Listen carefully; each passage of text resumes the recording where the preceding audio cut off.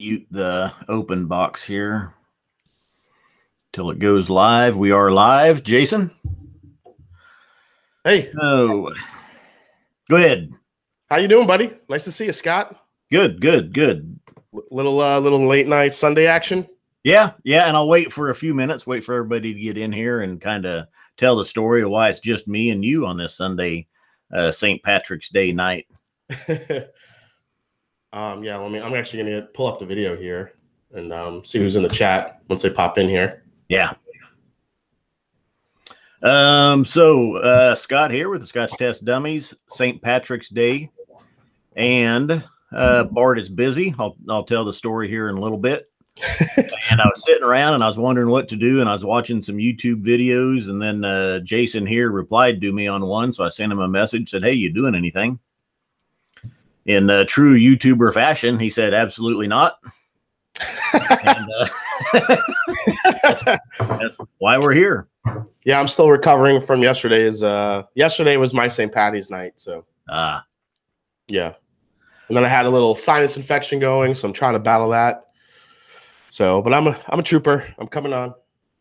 Well, and two things. It's St. Patrick's Day, and we've had a sample from you of the Four Roses 130th anniversary limited edition that came out a while back that I've been meaning to hook up with you and try at some point. Yeah, this will be cool to get to that. But let's go ahead. I just went to my shelf and I pulled out a 14-year-old Tullamore D.E.W. I picked this up a while back. We have not reviewed this yet. Yeah, that was very coincidental because I pulled off my Tullamore D.E.W 15-year-old trilogy. This is finished in Oloroso, bourbon, and golden rum casks. Oh, okay. So the 14 is a 4-cask finish: bourbon, Oloroso, sherry, port, and Madeira. Wow. 1, 2, 3, 4. I count 5. Bourbon, Oloroso. Oh, Oloroso sherry. So bourbon, Oloroso sherry, port, and Madeira. 41.3%. You have yours is 41. 41.3. Yeah. I'm a little jealous now. Mine is still only 40. Well, and I looked at that one. The reason I picked this one up, my wife has gotten into Irish whiskeys. Yeah. And she's been drinking. She's not a whiskey person.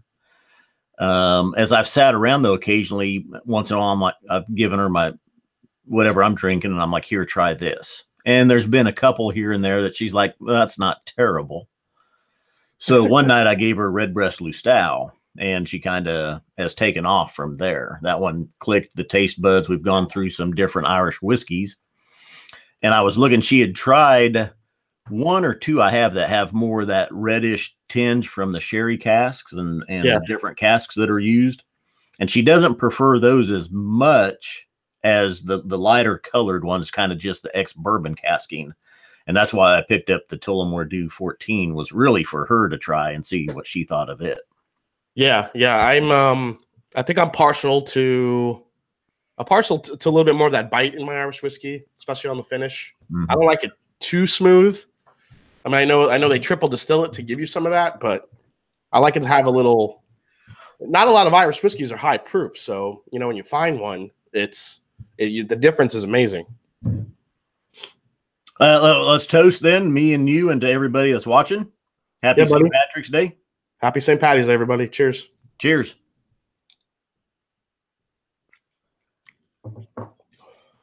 Now, we will have, and Rob beat us to the punch, though. He did a live looking at the Redbreast lineup, and we actually have those on. We're getting ready to do as well. Yeah, I was on that live with him, but we only did we did the Lustau and we did the 15. We didn't. I wanted to do the cast strength too, but it was like it's too much. Oh, yeah. See, we have the 12 cask strength, the 15, and the Lustau. I would like to get a 21, but that stuff is too expensive here. I was looking online though for a bottle just earlier tonight to see. Yeah, it is pricey. But I actually like the. I've had a pour of the 2021, and I mean, I think the cast strength is kind of a different animal because it is cast strength. But if you compare the other ones, the 12, the 15, the 21, that 15 is like right in a sweet spot. It's really nice. Yeah. And it's a little bit higher because it's I think it's 48% ABV. They crank it up a little bit for some reason. Yeah, a little bit. I think it brings out some of those sherry notes. 46%. Yeah, 46. Yep. So quick shout out. I kind of, boy, we've got the chat is a rolling. I haven't been paying attention. Mel Bell is here. Donner Pass Whiskey. Jimmy Drammer. Distilled 405. Kyle Armstrong. Louis Sanchez. Andrew Spurrell. Mark Goins. Jimmy Jazz. Christine Deems. Moose 76. Scotch on the Bayou. Brian Schultz. Amy W. Kevin Maato. Michael Hassett. Jimmy Drammer, D.H. Silv 2, Juan Quintanilla, Lana Lou. Lana Lou's doing a tasting tonight. Oh, is she? Yeah, she says Jameson Black Barrel, Redbreast 12, N21, Yellow Spot, Green Spot, and Middleton Very Rare. Ah, very nice. That's a hell of a tasting. Eric Waite is here. Bourbon Sane. Hey, Chris. T Green, Jay Fretless, Chris Stormer, Santa Cruzin. If I miss you, I apologize. Mark Whiskey Whistle is here. Hey, what's up, Whiskey Whistle? That Mose Chun, Wes Jolly, Tove Thomas, Lloyd Fink. What's up, Beard? He says he just got done yelling expletives because the damn Pens choked in overtime against the Flyers with a descriptive word in there. Oh, good. We love descriptives.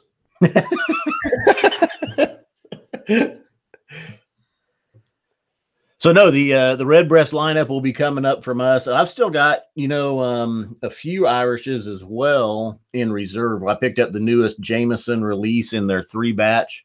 The Distiller Safe was the newest one that just came out. I've got the Cooper's Crows and the Blender's Dog. Those are all good whiskeys. I've had 2 of those. I haven't had the last one you mentioned, but yeah, they're a higher proof too. They're very good. Yeah, and they just showed up here. Now the Distiller Safe is a little bit lighter than the others, and I haven't gone side by side with them yet. But initial on the palate is very good with it. Yeah. Did you see that the one Jameson's releasing, the Bow Street? This year. It's so Bow Street. I'm not sure what the distribution is, but the Bow Street is their cast strength Jameson Irish whiskey. I think it retails for, I'm trying to remember what I saw. I thought it was like $250 or $300. It was a lot of money. Well, and someone commented that the Redbreast 21 is $250, which is a little much. Yeah. Our area, if I walk into a store and buy it on a shelf, which it's in a couple stores, it's $350. Wow. Yeah, which is crazy. So I was looking online. I can get it for under $200, but that's still pretty pricey. Yeah, that's a lot. The 15 is what, about 130, 140, 150 in that area? 100 here. Yeah. Oh, is it? Oh, that's a good price. I think it's about 120, 130 here in Ohio. And I started. I think the first Irish I had was the entry Tullamore D.E.W. Like the first Irish whiskey you ever had. Well, the first one when I was into whiskey and drinking, and we were reviewing. Yeah. Or it was probably just before we started reviewing. Yeah. And I wasn't crazy about it, so it sat on my shelf for quite a while. And when I finally went back to it, and I think Bart was over here one night, and I was telling him, I was like, we can drink this, but it's not good. And when I pulled it out after we'd gone through, and tasted and reviewed several whiskeys, I had a different experience on my palate. I was like, okay, well, this isn't too bad. Eric Wade said, y'all ain't wearing green. I got green on. It's under here though. There's a little green. Yes, you'll have to pinch me. I like Tullamore D.E.W. I really do. I think they make some very interesting whiskeys, especially with the different castings they do. But I just wish they offered one with I would love to taste this 15 at about 46. Right. They're gonna make a huge difference. Yeah. And we've done the Tullamore D.E.W, the 12 year, which I still have as well. And it was very good. I like it. It got better as it oxidized as well. Yeah. Is that the one they call the Phoenix? No. Now that's a cask strength sherry. And we did that a long time ago, early on, probably our top 50 reviews, and we're coming up on 600. So, and I've seen it on the shelves still around here. I would like to go back to that one to try. Yeah, I have the Tullamore D.E.W 10, which has been one of my favorites because it's not so smooth out. It has some of that bite on it. I don't know if they sell it anymore. The 10, I don't see it anymore. At least around here. That 15 is the 14 is the weird one in the lineup because they've got the 12, then the 14, and our store as well. That 15 sitting right next to it, but it's the different caskings. Yeah, exactly. There's definitely a lot of flavors, different flavors in here. I taste the rum actually more than anything in this one, which is interesting. Like over the bourbon and the sherry, I totally taste the rum more than anything. Well, it's sitting off to the side here because before I sent you an invite, I opened up my Ardbeg drum, which is rum cask finish, and I've got my pour sitting here, which I haven't done anything with yet. Of the Ardbeg drum? Yeah. I have my bottle. Want me to open it? Want to do a taste test? Well, no, I can't. I'll have to reserve all of mine. Are you waiting? You waiting for Bart? Yeah, exactly. Okay. We can enjoy it together, but I won't be saying too much about it. Okay, that makes sense. I can tell you, I'm not getting any of the rum on the nose with it. It's just it smells like an Ardbeg. It's earthy and muddy and peaty.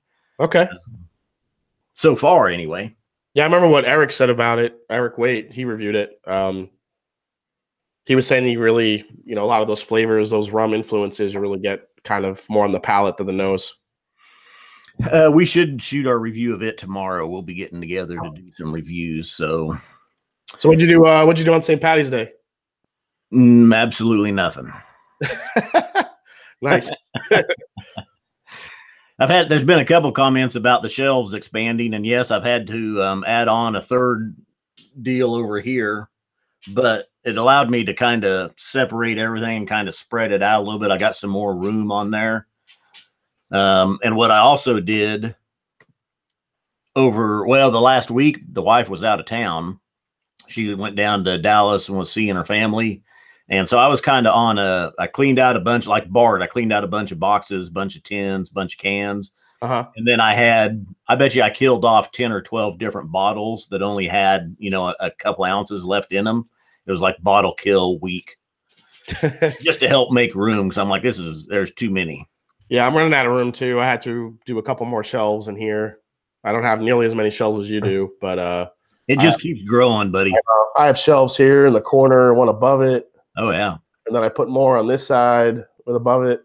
So I have a good amount of shelves. Then I have a whole wall of shelves here with just stuff I gotta, the problem is now I'm getting into Scotch a little more. So now I'm buying Scotch and it's another rabbit hole, as you know. So yeah, well, I like that backdrop and the old wood.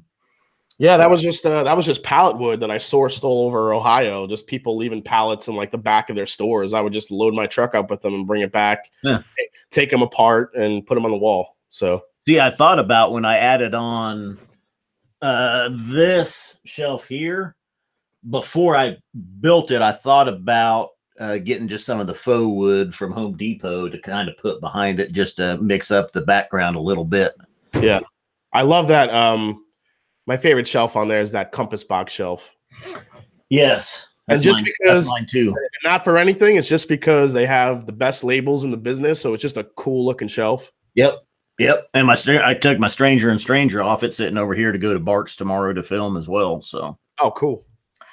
Andrew Spurrell is asking what Redbreast I have. I've got the 12 cask strength, Lustau, and the 15. So Bart and I are talking. We'll be doing a kind of a family review of those. Yeah, I have the. Actually, no, I didn't. I finished my Lustau. I still have a 15, and I still have, and This is a brand new bottle of cast strength because I go through it pretty quick. I love that stuff. Well, I've already picked up a spare of the 15 just because my wife won't leave it alone. Oh, yeah. I love the 15. Yeah. Admittedly, the last month and a half that she's been into drinking my Irish whiskey, and I've been drinking it more along with her. Yeah. I've grown more to appreciate it. Yeah, absolutely. Or grown to appreciate it more. How's that? Yeah, I think I forgot where I read the article. I think it was on Distiller. They did a really nice article on kind of the myth behind the smoothness of Jack Daniels. I'm sorry, not Jack, the smoothness of Jameson. And actually, when you go to the distillery, they actually show you that smoothness by putting it up against like a really peaty Scotch and like a high proof bourbon or something. So they obviously selected those two specifically, so the Jameson just looks really beautiful and smooth when you drink it. And that's true, but I think there's more to Irish whiskey than that, and definitely found some new ones that I've liked recently. Teeling, yeah, you saw my review of the red spot, the yellow spot, two of my favorites.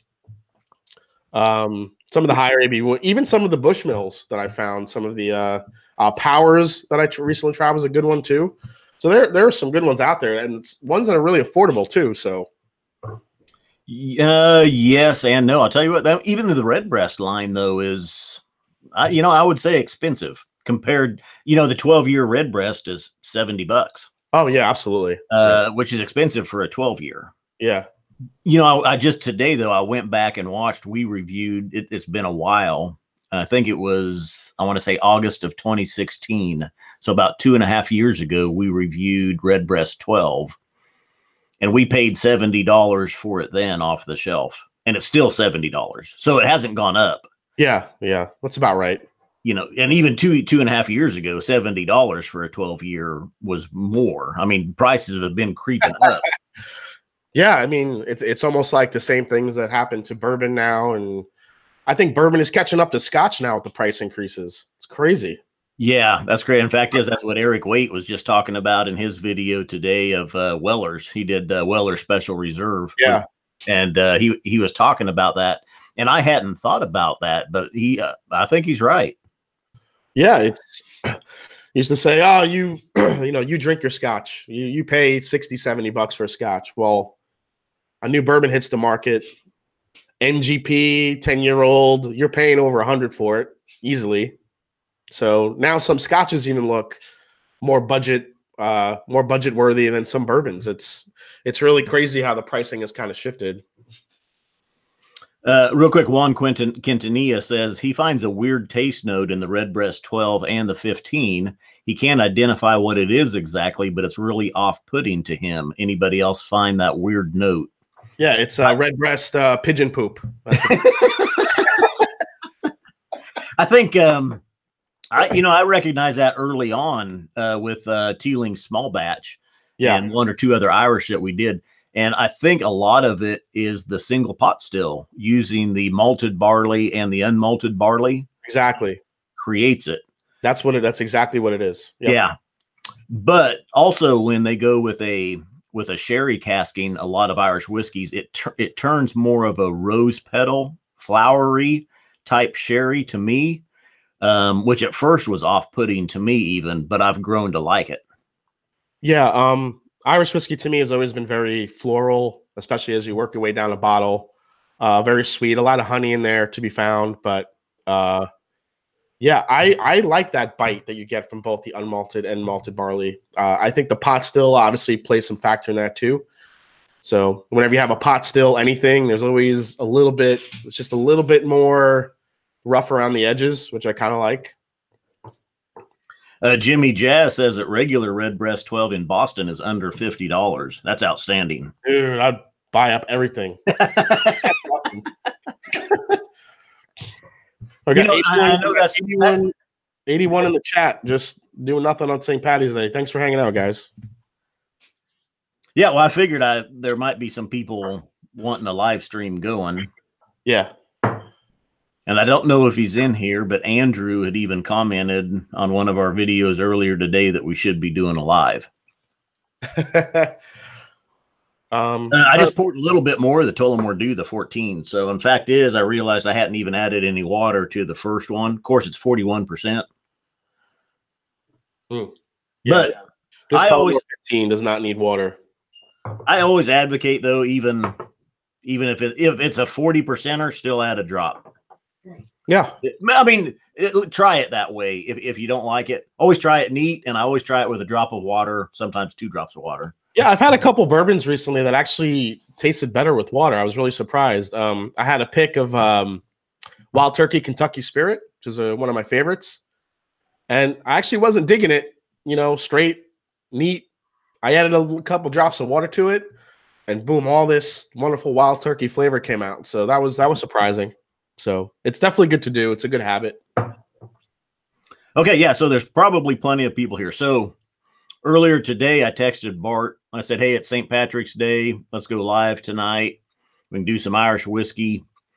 And he texted me back. He says, "Oh, I got a board game thing tonight I'm doing." And it was a board game night, but he spelled it Knight.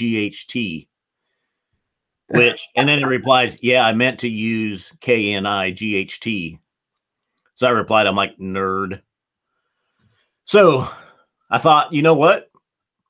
Cousin Shane comes on once in a while, sings an Irish tune. He likes Irish whiskey. I'll call Cousin Shane, see if he wants to come over and hang out and do a live stream. You know what Cousin Shane's doing tonight? What's he doing? He's at Bart's. He's at Bart's playing board games. Playing the game.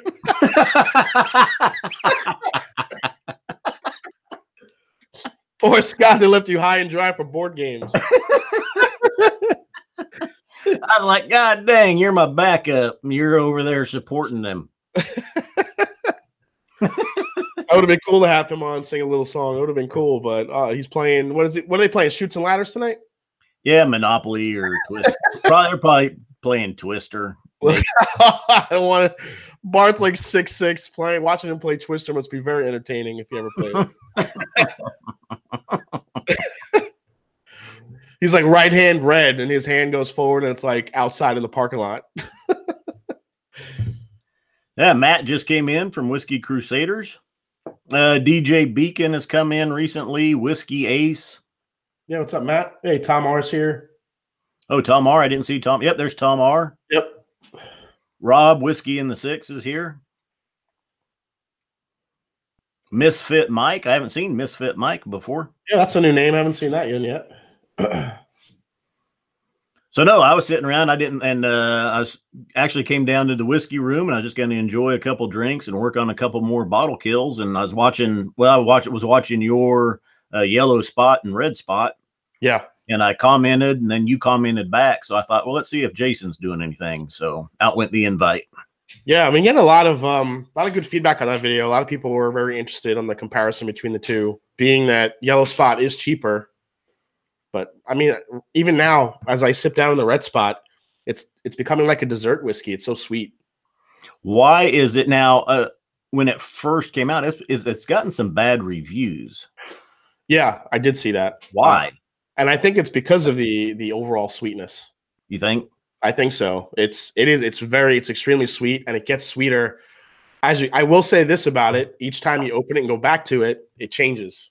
So that part is interesting about it, but that's why I picked the Yellow Spot over it, because it just doesn't have that bite. It's almost like a dessert Irish whiskey, if there is such a thing.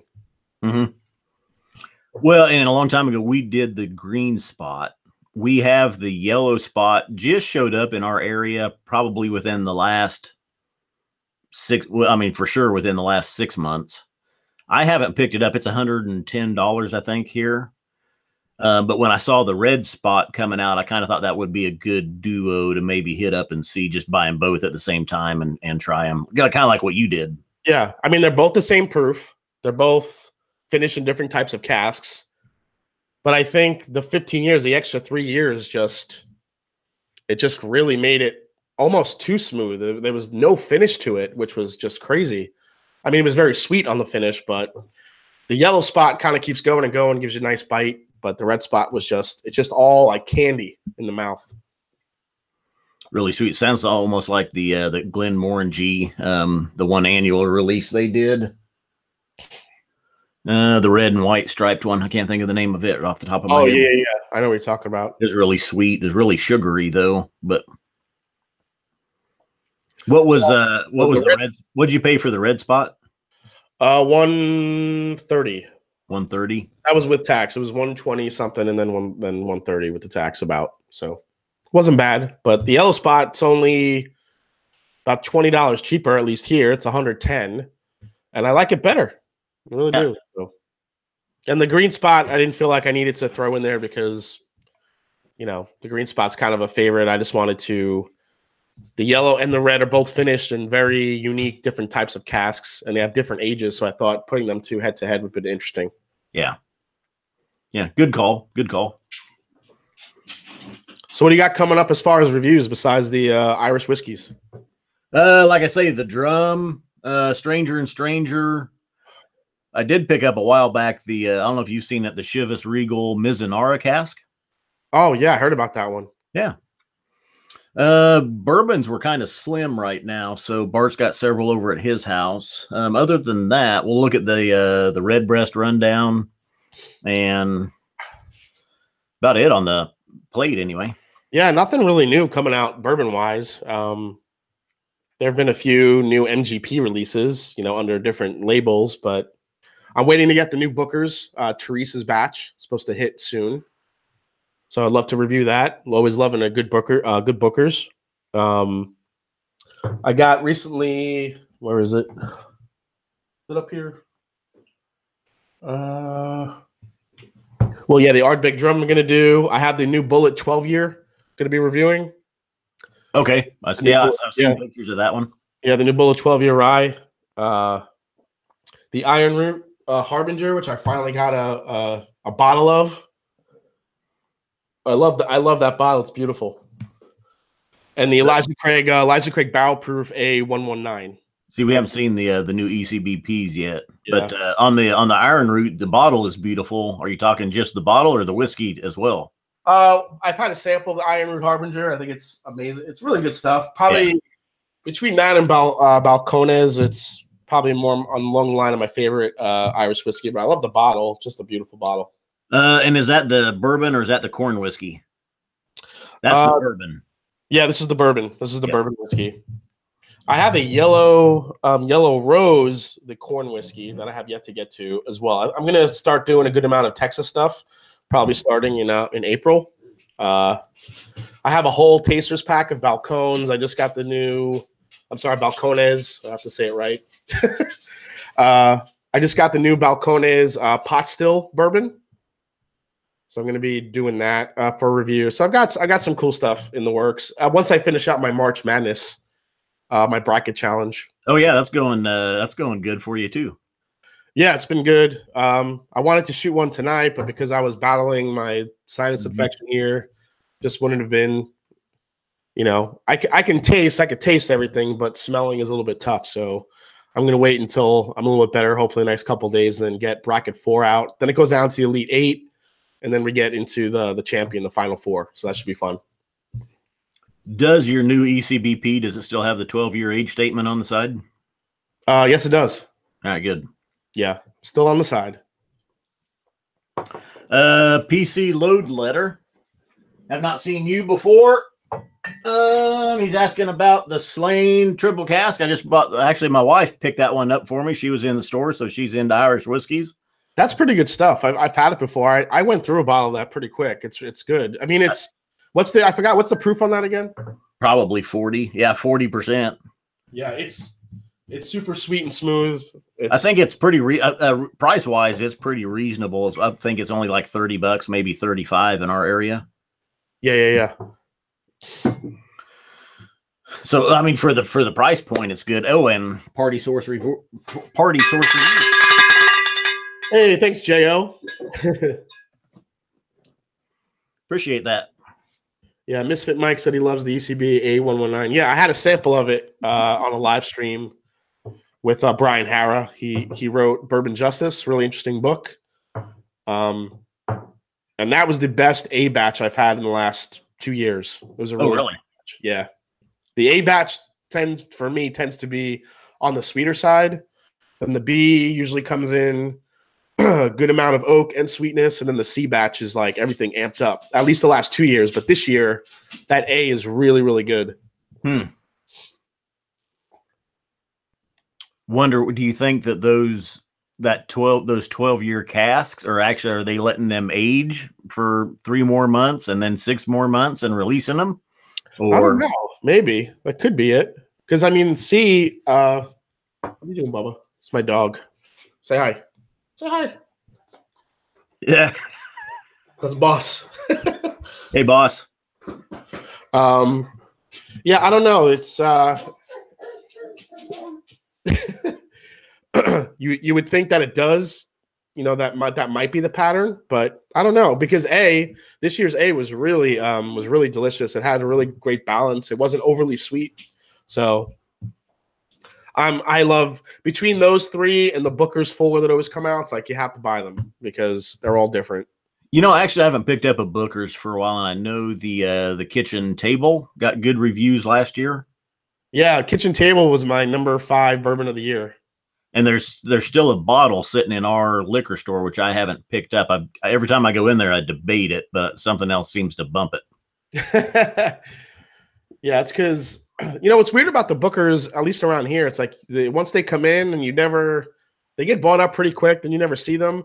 But when you go to different states and you go bourbon hunting, you see a lot of old batches just hanging out on the shelves. It's really interesting. Yeah. Hey, Lloyd Fate just dropped me one. Thanks, Beard. We will do that. We'll pick it. We did Henry McKenna a long time ago. I think it was $25 at the time. It's still around here. We can get it for $30. So I will pick up another bottle with your money. Yeah, I have McKenna. If you want to crack one open for St. Patty's. I'm out of it right now. So. Oh, are you? Yeah. Every time I see it, I buy one, and then I don't remember how many I have. ECBP is the only one that I usually will buy when I see it, and I've got 11 bottles of it, I think. 11? Yeah, I have 1, 2, 3, 4, 5, 6, 7, 8. I'm 9. I'm 2 behind you. There you go. You got any of the old bottlings? Yeah, I have I have this one up here. Says the 139.4 proof.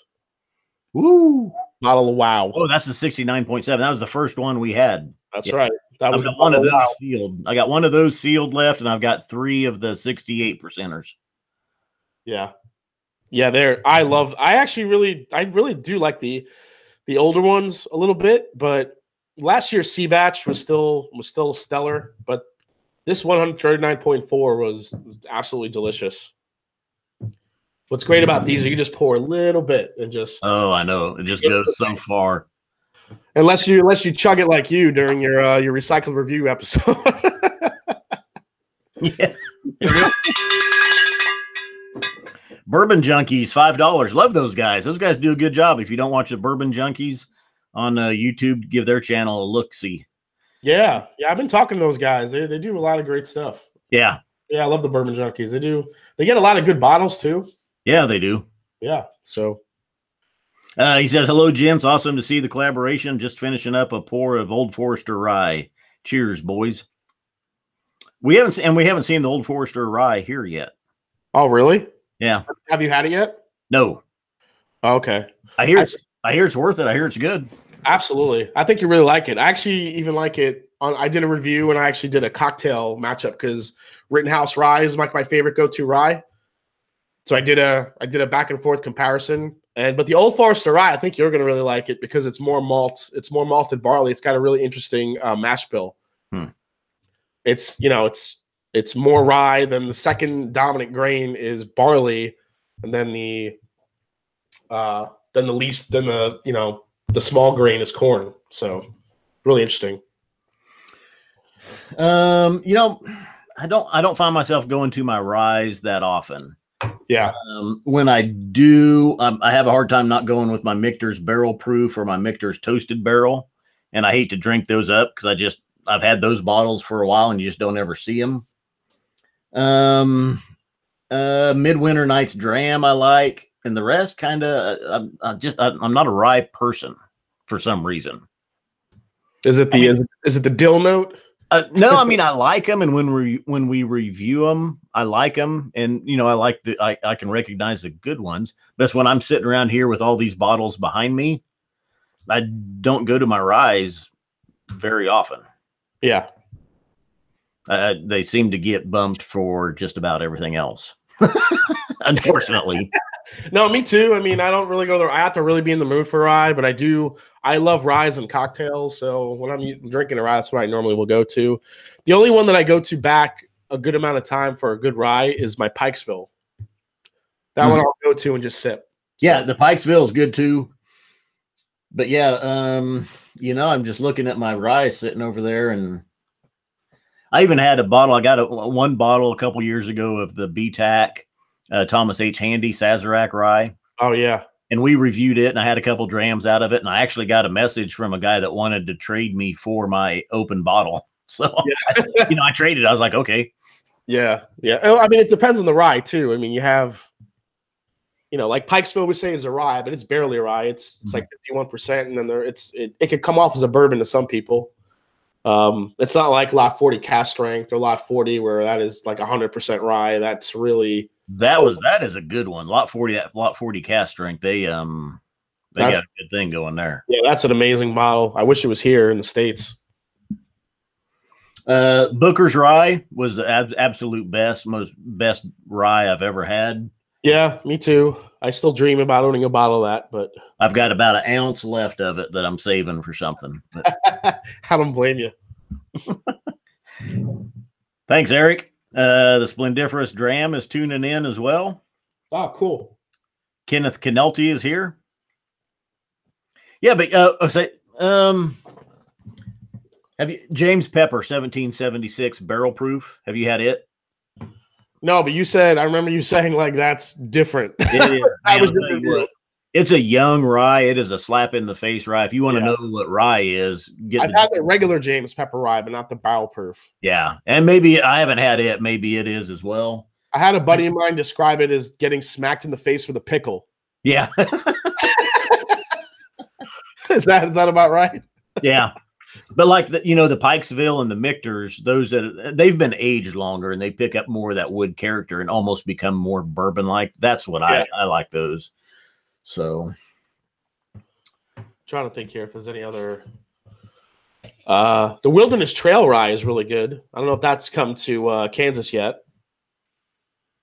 Night Whiskey Whistle. We'll see you. Thanks for tuning in. Which one? Wilderness Trail. Have not seen that one.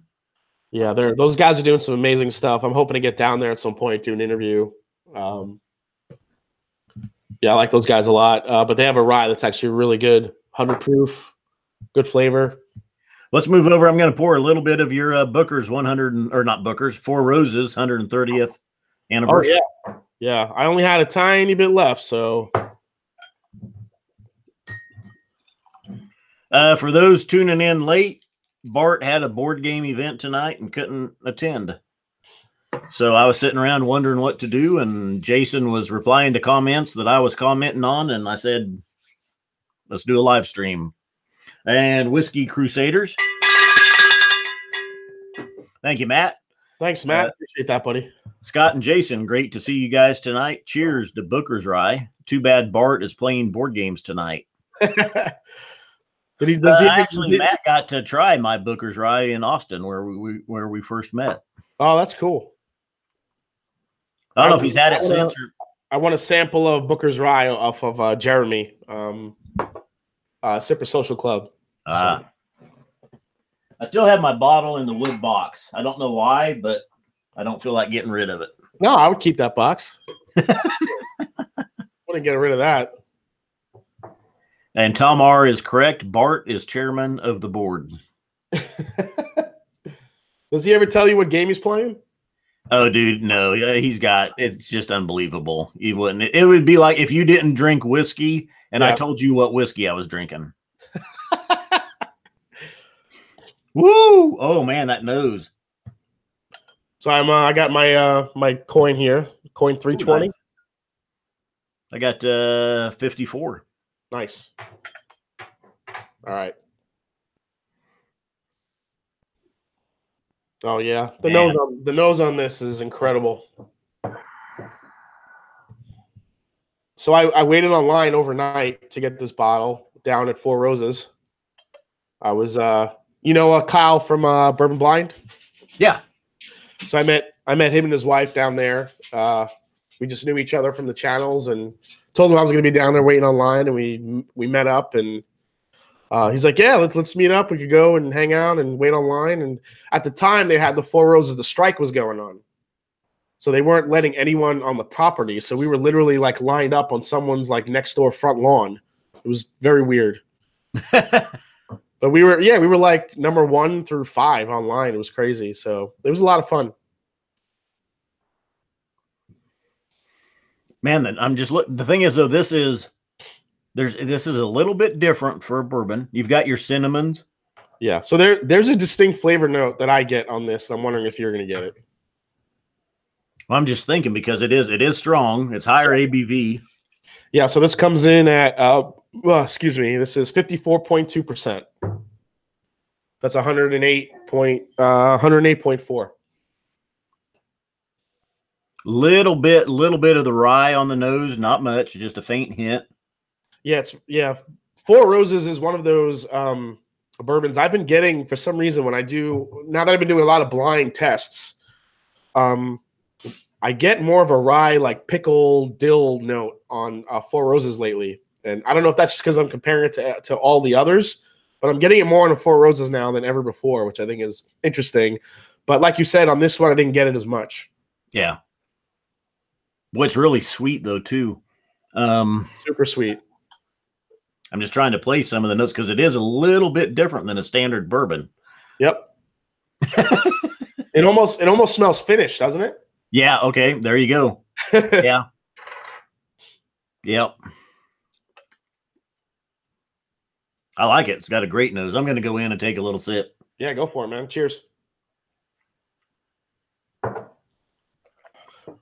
Mm-hmm. Mm. Mm. Mm. Yeah. Mm. That's 5 mms. Yeah. The age of it, and I don't know that it has an age statement on it, but it's older for a bourbon. I mean, 12 to 15 range, I would guess, just how it saturates everything. Well, it's a blend. There's, Brent Elliott, it's 10, 12, 14, and 16-year-old bourbons with different mash bills and different yeast strains all mixed together. Oh, okay. Yep. Yeah, the way it saturates the mouth, though, and moves in there and takes over.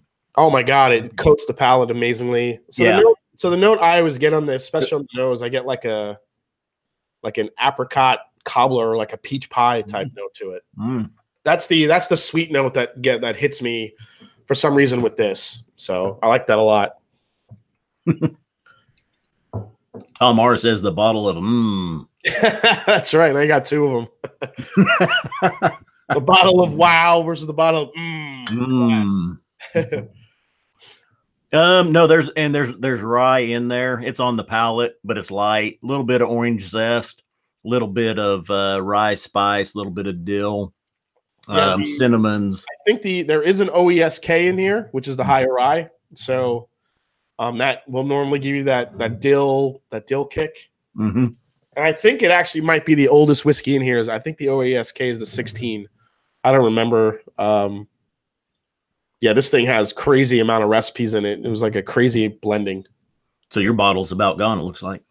Yeah, that was it. That was my last little pour. I have just a sip left, but I have it signed by Brent Elliott when I went to the distillery, so I'm going to keep this bottle.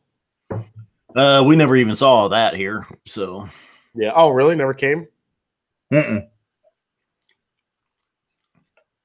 So that's actually interesting. I want to tell you.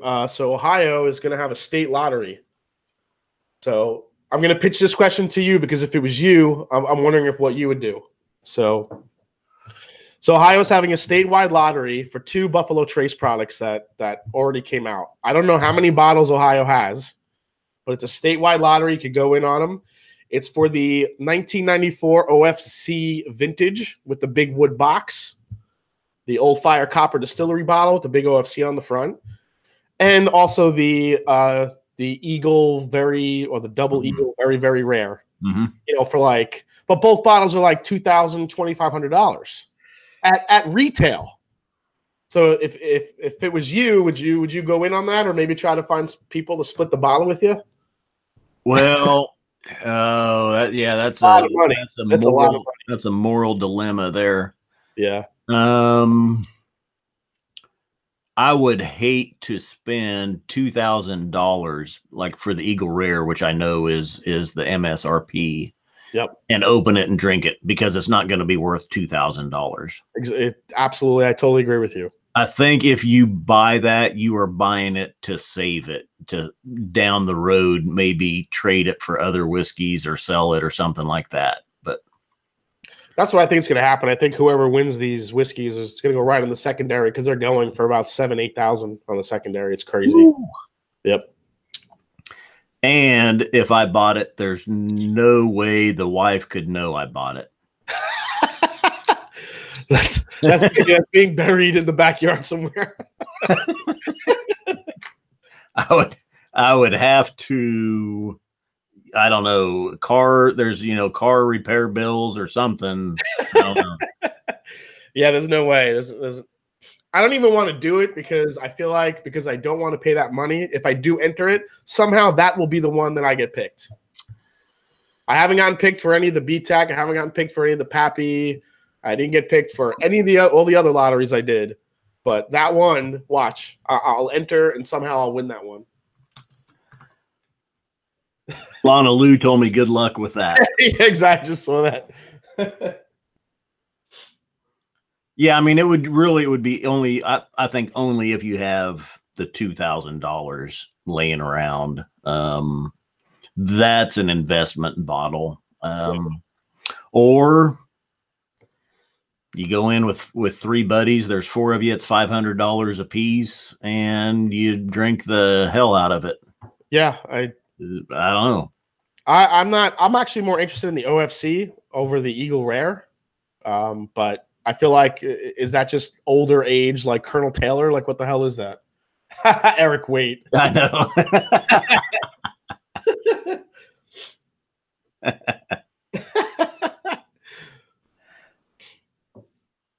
Yeah, I went in.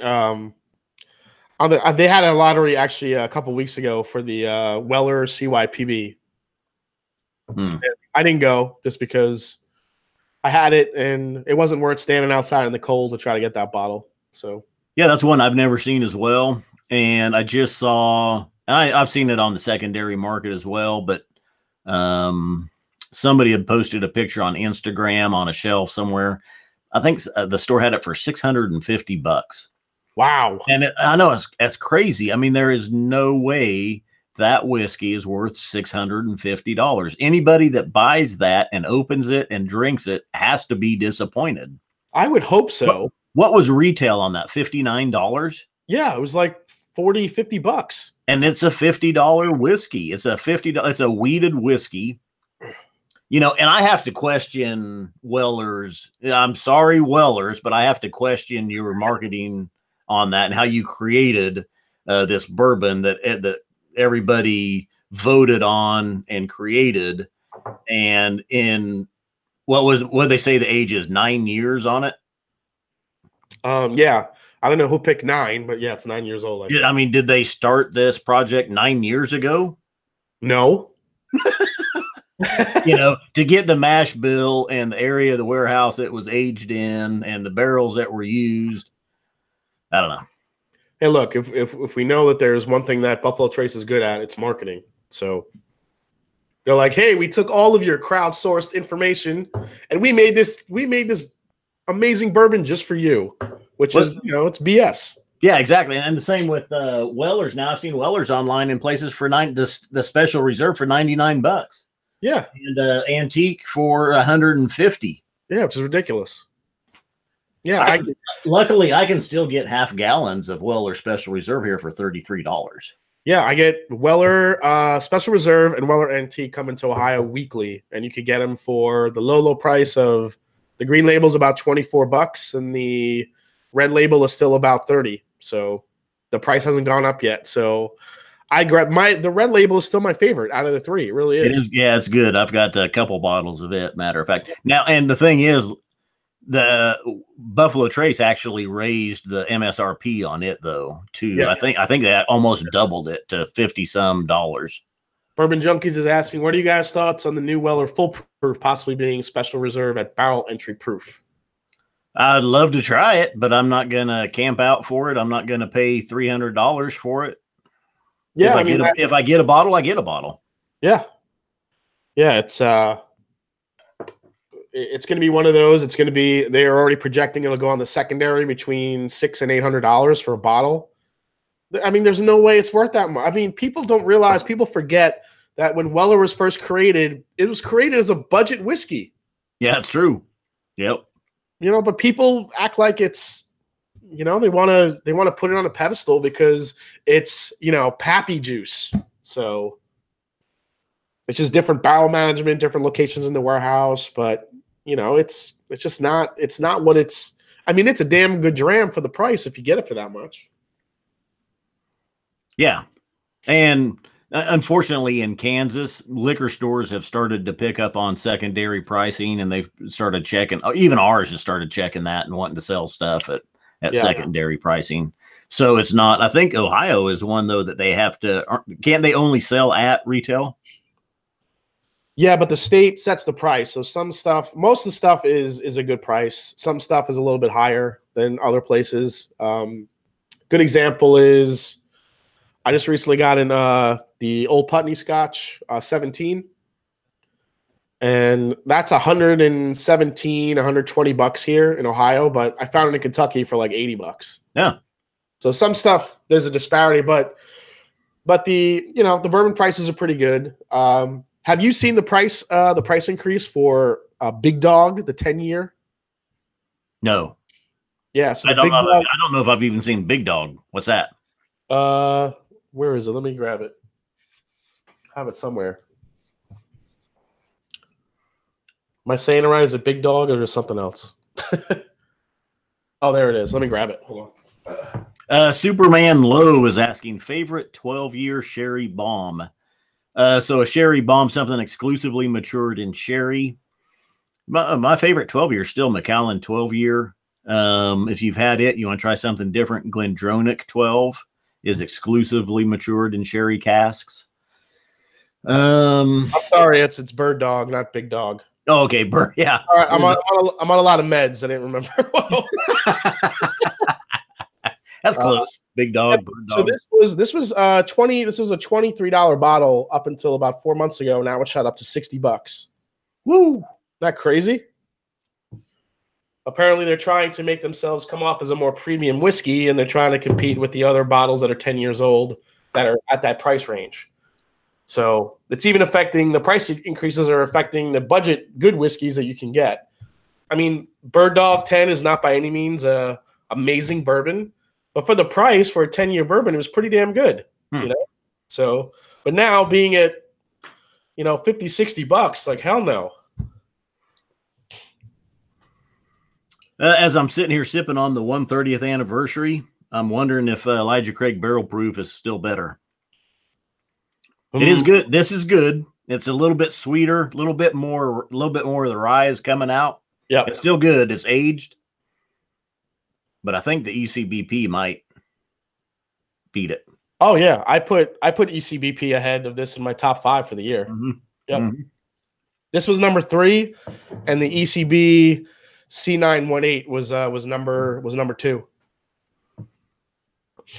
Well, and James Glenn is tuning in. He says they started with Irish. It must have started up there somewhere before someone asked. And we did. We started with Tullamore D.E.W. I had received a sample of the Four Roses 130th anniversary edition from Jason a while back. So we were just now tasting it. And we both have our... do you want to finish with the Ardbeg drum without any notes? That's up to you. If you're going to open yours or not. Well, would it be good watching if you don't provide any notes for everybody? Oh, we just go, Yeah, exactly. Did you get that? Oh, yeah, I got that too. Yeah. The bottle of I don't know. What else you got laying around? Well, let's if you don't want to move on to that, since it's St. Patrick, or let's just go to Elijah Craig Barrel Proof next to this. Yeah, let's do it. Yeah, we could do a little comparison here. Which one should I get? So and speaking of secondary prices, this is out of the ballpark. This 130th anniversary Four Roses. Oh yeah, that went up to 400. About. I was gonna say, I think I've seen it up to $600. Santa Cruz has asked me what's the ABV on the Bird Dog. It is 45%. So, which ECBP? I don't have A119. Do you have the C918 or the? You have any of the ones from last year? I got all three from last year. Let's do the C if you have it.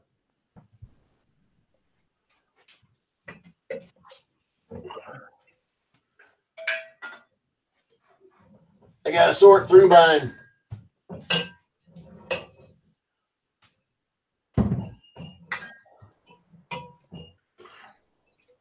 Taking a quig. Yes. Hold on, it's clear at the back. I gotta get my step stool.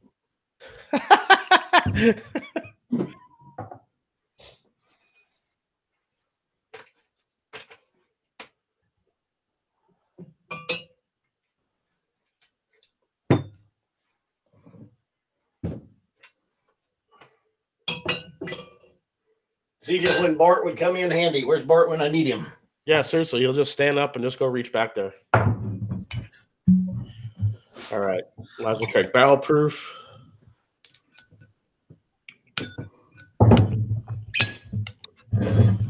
I have two more of these in the hole to see. I love to see. I think this is the only C918 I have. Have you had that one yet? No, I don't think so. All right, I'm really anxious to get your take on it because out of all three last year, I think that had the best nose. I mean, it smells like a rick house when you pour it. It's amazing. Well, and it's a little bit darker than the Four Roses. It's way darker than the Four Roses. Yeah, look at that. Crazy difference. Yep, there you go. And the Four Roses has 16-year-old whiskey in it, so.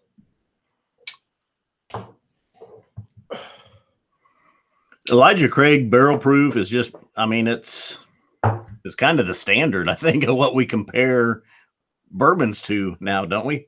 And that's what I was telling Eric Waite. Eric Waite started Bourbon Month with that one. I'm like, dude, I don't know if a lot's going to measure up to that now. You should. Brian Brennicky has 7 bottles of C918. Must be nice, Brian. Wow, yeah, that's awesome. Like I say, I'm still waiting for the A119 to show up here. ADHD fishing, A118 over C918 all day. Yeah, I'm can't wait to do a comparison to that. Oh, the A118. Yeah, the A118 was a little bit too sweet for me. The C918 had more of that. A lot of people don't like that super kind of rickhousey oak flavor, but I really love that in a bourbon, so that's why the C918 went out for me.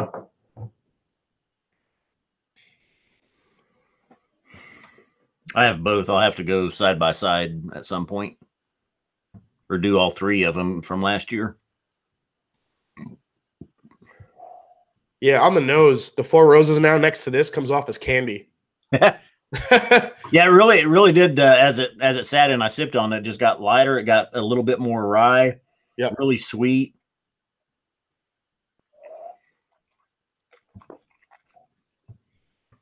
Still really good, and I don't think I ever even added water to it. I've just been sitting here sipping on it neat. Yeah, it's a beautiful whiskey.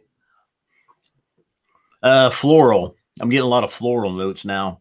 Yeah, Four Roses will do that, especially as it sits. Bourbon Junkies, anyone know what the difference between ECBB batches are? Age? I know proof changes. Nope, they're all 12 years. Yep, they're all 12 years old. And the only place they tell you is on the side of the bottle.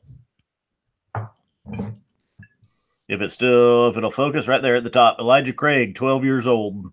Non-chill filtered. Probably the best, the cheapest whiskey even people finding this now, I think average is still about $60 on this. Yeah. Oklahoma sells it for $43. I've seen it up to 90. Well, I've seen it higher than that, but average price is 90. It's still worth $90. Yeah, I think so too when you compare it to other bourbons that are out there for higher prices. Exactly. Yeah. And for something that you can find now, it comes out 3 times a year. It comes out in January, March, or May and September. So in some places you have to watch your shelves and stuff during those months, or the month after. Start looking for it because it'll sell out pretty quick once it hits the shelves. But you can find it. It's still a bourbon that you can still find, if you're looking. Is it crazy for me to say that I still feel like Elijah Craig Barrel Proof is underrated? Absolutely not. It is underrated. Right? Like, I don't feel like a lot of people talk enough about it. Like, I feel like if that's a whiskey you're going to spend, if that's a bourbon you're going to spend all your money on, that should be the one, not some, Weller 107 for $120. Like, go get Elijah Craig for $50 to $80, whatever it is. Elijah Craig Barrel Proof. Yeah. Let's see here. There's a couple questions. Whiskey Ace, where are we on Statesman from Old Forester? He likes it. I wasn't a big fan of the Statesman. I thought it was a little bit young. Obviously, they put it out for the movie. So I think they rushed it out a little bit, or maybe they just were happy putting out a younger whiskey. But I always see people either love it or hate it. I'm kind of I'm in the middle ground. It's not great. It's not bad, but woo! Boy, I tell you what. First sip that Elijah Craig Barrel Proof beats out the Four Roses 130th anniversary edition. Oh, that is glorious. Isn't that so good? And I'm just going right with the drop. It is so rich. A lot of astringency coming in, probably just from the oak. Yeah. And there is some oak, but that 12 years and just the depth of that. We're looking at 65.7% ABV on it. Now you can go out to the secondary and you can buy the Four Roses 130th for $500, or you can go to travel around, find a liquor store that's selling this for $90, and it's slapping it around. Absolutely. It's just giving it the who's who. Yep, giving it the once over, as they say. Yeah, exactly. Man. And I hate to say, the thing is, though, all of us whiskey tubers, and I know whiskey people have been talking up the ECBP for a couple of years. Yeah. And so it's amazing that it hasn't picked up. Yeah, and I still feel like it's still easy to find. I mean, it's not easy to find, but you can get it even on the secondary. If you go on the secondary, it's a decent price. People are selling it for $80, $90. They could still be selling that. Well, I'm not going to say what they should sell it at because I don't want it to happen. Yeah, right. I'm going to shut up now. That one really is hard to beat. And when I come down, and this is in my basement, but when I come to my room and I'm thinking it's a night and I'm thinking I want some bourbon, I always kind of, that's what hits my mind first. And I kind of have to make myself go to something else just because I don't want to drink this all the time. Yeah. And drink it till it's gone. And I make myself go to other bourbons. This one is really, it's so hard to beat. I always look for it. I'm either just sipping on this, Booker's, the Old Forester 1920. Those are kind of my go-tos. While Russell's Reserve, single barrels, I love sipping on those. Those are kind of my 4 go-tos. There was a quick question here. Who asked this? Superman Low. Anyone try the Long Branch Wild Turkey? Yeah, I have it. Now, I think it's worth it. I think it's I was surprised by it. I guess maybe my expectations were low for it. Yeah, I think it depends on the expectation. If you think it's going to blow your socks off, it's not. But it does provide the mesquite filtering, does provide a little bit sweeter of a flavor. But I mean, listen, this is what it was made for. I mean, Wild Turkey needed an approachable bourbon for the masses. I mean, they do have the Wild Turkey 81, but it's not nearly as prevalent as the Wild Turkey 101, the Rare Breed, Russell's Reserve Single Barrel. All of those are pretty high proof. So Long Branch kind of gave it that approachable type bottle. And, you add Matthew McConaughey to it and you got yourself a big seller. All right, all right, all right. All right. No, but also, I don't know if the other wild turkeys are, but this one is also mesquite charcoal refined, as they say. I don't know if the other wild turkeys are. Yeah. No, the other wild turkeys are not mesquite. Yeah. And that was kind of the Texas spin they wanted to put on it because of Matthew McConaughey. And the thing is, okay, so probably depending on the price. In our area, $35. Is it worth $35? Yes, I think so. Yeah. And the thing is, I always hate to say, well, why would I spend $35 on that when I could go buy X for $35? I mean, we can do that with any whiskey, that's out there. It's to me, it's more like what's the juice in the bottle? What was the price point, and is that worth it? Not trying not to compare it to other stuff. Yeah. I know we still do that, but yeah, of course. Yeah, it's if you hear Eddie Russell tell the story of how him and Matthew McConaughey collaborated on that, it's hysterical. He said Matthew McConaughey would use this different language that he was unaware of, like, this one is going about 90 miles an hour. I need you to go 80 miles an hour. And he's like, what are you talking about? Jay Chung is asking, is the Legion from Jim Beam worth keeping an eye out for? I'm going to be reviewing that, so I don't know if I should tell you exactly what my tasting notes were. But I don't even know what that is. What's that? So Legion is the new Jim Beam bourbon that they released. So it's a collaboration between Suntory. So as you know, Suntory owns Beam. Mm-hmm. So it's a collaboration between Suntory and Beam. So basically, it's Jim Beam bourbon, and then I forgot his name, but the one of the blending experts from Suntory came in, took the Beam bourbon, and finished it in a couple different casks. I think it's wine and sherry, or I forgot offhand what exactly it is. So if you like, all I'm going to say is that if you like your bourbons really sweet, then you would probably like Legion. But other than that, I'm not sure. Depends on what you like. But I'm definitely going to do a review on that. So yeah, I haven't seen that one yet. So it's an interesting collab. It's about $35. It's not a terribly high price. So I actually got excited about it because I thought it was a blend of Japanese whiskey and Kentucky bourbon whiskey. But that's not the case. It's just Kentucky bourbon whiskey finished in the Japanese whiskey style. So, okay, I just went back to the Four Roses 130th. It's holding its own. I mean, it's good on its own. It just has a completely different flavor profile. This is peaches, rye, sugar, oak. Just really well-rounded, very well-crafted bourbon. But the Elijah Craig Barrel Proof, I mean, this comes in like a rick house, just smacking you in the mouth. I love it. It's like that Barton warehouse just collapsed right on top of you. Yeah. Yeah, it is. And just going right back to it, it is. That 130th is good on its own. That's still like it's good. It's like I would give it it's low 90s, maybe a 92.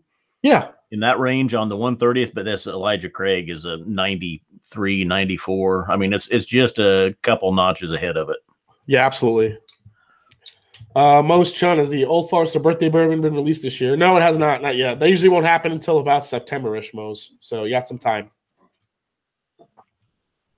I just got a bottle of the Old Forester 2018 birthday bourbon. This stuff is glorious. Nice. I love it. This was actually one of the few Old Forester birthday bourbons that were really delicious. Jackie Zykin picked this one, so I think she has a great palate, and this one was a really great bourbon. Bourbon Junkies has to go. Thanks for tuning in, guys. Appreciate it. Thanks, buddy. Thanks for coming in, guys. Eric Evanson, I see in here commenting. I haven't seen him tune in before. Oh, yeah, Eric Evanson. Yeah, he's new. I haven't seen his name either. Got 93 in the chat hanging out. Still? Wow. Yeah. Thomas Buck just came in. What's up, guys? I'm super late. All right. Well, I think we better wrap it up. I'm going to wash my palate here, and then I'm going to sample my Ardbeg drum, but I can't give anything out on it yet. All All right, I'll open mine. I'll finish it off with you. We won't say anything, but we'll just sip it together for St. Patty's Day as a sign off. Well, of course, me and you can tune in together. We can hang out for a little bit here off the air, and yeah. I have definitely become an Ardbeg fan. I love the stuff. Eric Evanson says he liked our review on the Eleanor, and that's from the Crowded Barrel down in Austin. I still have both of my bottles. I got a partial one right here, and then a sealed one. I think this is the 1860, if I remember right. Which peated Scotch do you kind of lean toward when you're picking towards either? I'll give you 4: Ardbeg, Lagavulin, Laphroaig, and Bruichladdich. Out of those 4, which one do you lean towards the most, you think? That port. Well, okay, all of them. I only do really. I only do peat about 1 in 10 nights, maybe, and I probably actually alternate between Ardbeg, Laphroaig, Lagavulin, and then like the Port Charlotte 10-year, that new one. Yeah. God, that's glorious. That is a good one. That's hard not to go to every time. I've got several Laphroaigs. That's a hard one. If I had to pick one,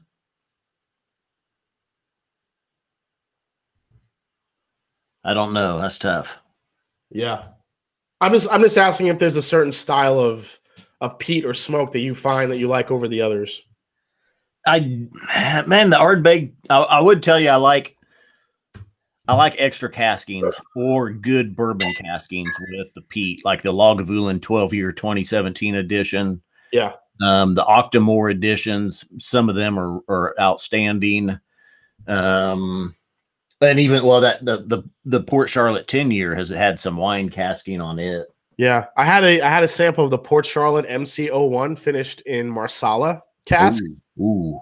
That was one of the most unique and delicious drams I've had in a long time. It was delicious. But even, the Laphroaigs, the lore, I think, is delicious. Every once in a while, I hit my quarter cask, which is just ex-bourbon. But the Ardbeg 10 is still hard to beat. Absolute favorite all-time peated Ardbeg Dark Cove. I've got a sealed bottle of it still because I usually if I want some, I'll go to Bart's and hit his open bottle. Yeah, I have an Ardbeg Dark Cove committee release that I want to open, but I don't know if I want to open it. But I'm gonna open it at some point because I have to taste it. It's just and I'm probably gonna end up sharing the hell out of that bottle because that's what I like to do. So. Richard Blancas is just tuning in. He says, "What's up, boys? We're just about done, Richard." And Santa Cruzin congrats us on over 11,000 subs. Thanks, Santa Cruzin. Appreciate it. Slowly but surely. Hell yes, Scott. Congrats, buddy. You're Jason, your channel is outstanding. You're doing a great job. Even just watching your review today of Yellow Spot and Red Spot, your production value, the extra time spent on, the bottle shots, the extra angles and everything that you put in there is outstanding.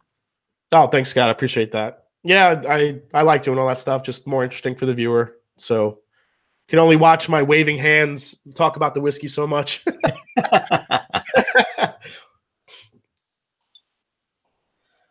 We are looking at the Ardbeg drum right now, but we're not going to give too much out on it. We're wrapping up our session. We both have this bottle. Bart and I will probably knock out our review of it tomorrow, so you'll have to wait for the detailed notes. I will tell you on the nose, though, I still pretty much. So this is Ardbeg rum cask finished. It's there's been some divisive comments on it. Yeah, I like a lot of the rum cask finished whiskeys that I've had. On the nose, though, I get Ardbeg. I get earth, I get peat, I get mud. I don't get rum on the nose. Not at all. Me either. There is a slight sugary influence on there, but to me, some of the Ardbegs, after they're open a little bit, I know this is a newly opened bottle, but even when you let them just open up a little bit, it gets sweet and sugary. So I don't know if that's the rum or if that's just the innate Ardbeg way. You know what I mean? Right, right. Though you go side by side with the Ardbeg and the Lafroig, and the Lafroig comes off sweet, and then you go and you have Ardbeg on its own, and you get sweet. You get more sweet with the peat than you remembered getting when you had it side by side with a Lafroig. Yeah, absolutely. Salt. Yeah, that was the most surprising thing for me with the Ardbeg and the Lagavulin too. Both of them I can't believe how sweet they got after being open a little bit. It was amazing. Yeah, I just went in there on my first sip, so I can't put out too much on that.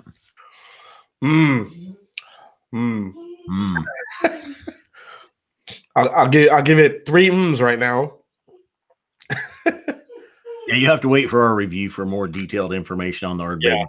Yeah, but you got 3 out of us. So thanks to Eric Waite, who might have, may or may not have, we cannot confirm nor deny any involvement in the procurement of this bottle. Same on this end.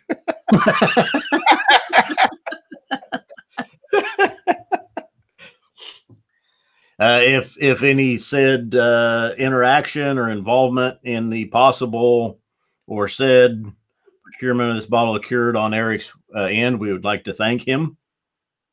Yes. If he was involved, we just want to say thank you for your possible involvement. Lana Lou wants to see your sip face again.